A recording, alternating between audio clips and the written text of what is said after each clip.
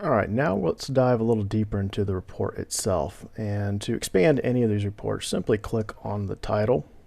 And we will start out with a student proficiency report. And this is a standard report that you would be used to seeing. And this is the student's name and their score.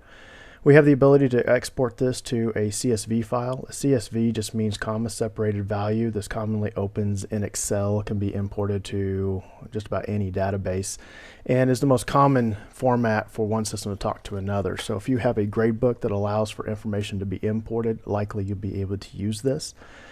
This set passing level that you see up here, so if we have established a proficiency level of, let's say, 80%, and I click set that level, it's going to show me the percentage of students that are at or above that proficiency level. And I can change this to whatever level we're looking for. So this may have been just a initial assessment to get an idea where the kids were at, and I'm looking for just a 50% level to see where we're at, and I have 77.8% of my students that are at or above that proficiency level. We have other reports here called student feedback, and this allows you to generate a report that can be handed out to an individual student or to all students that shows what their responses were, what they got correct in their overall score. We have the student feedback by standard. It does a similar report, but it shows the standard and their proficiency for that. In the item analysis, we can look at the students by overall class, and so this top bar is going to show what my overall class proficiency was for each of these questions. And I can say right off the bat that question 3 is something we probably should focus on, since no one got that one correctly.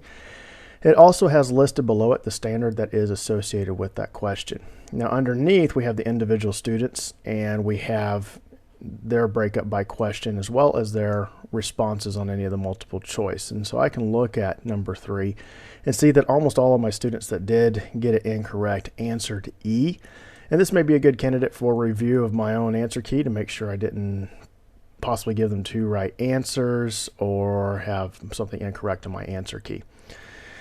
We're also able to break this up by points. So in this particular scenario, it's just a 1-for-1 on each of these questions. And if you remember, when we went into the edit screen, we were able to adjust the number of points so we can weight each question differently. But in this case, we kept it at the 1-for-1.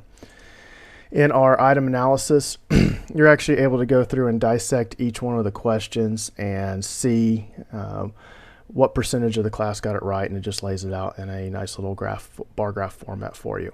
In our standards analysis, this is where we're able to very quickly sort who needs intervention with what particular concept. You can sort any of these columns just by clicking on the title. So I can sort by strongest to weakest or weakest to strongest so that I have a quick and easy list of who needs to be worked with. We can look at our standards by class, and this is going to show the overall class comprehension. The thing that I particularly like about this report is that it also provides you a summary of the standard itself, so you don't have to go back and look that up. It'll show you the score and, of course, the frequency, which is relevant to the qualitative analysis of that particular report. The lesson profile. This is geared more towards doing lesson planning, and we have things like time on task analysis where it breaks down how much time you spent on different activities. Most of you will just be focusing on the assessment portion, and so we will not dive into that at this time.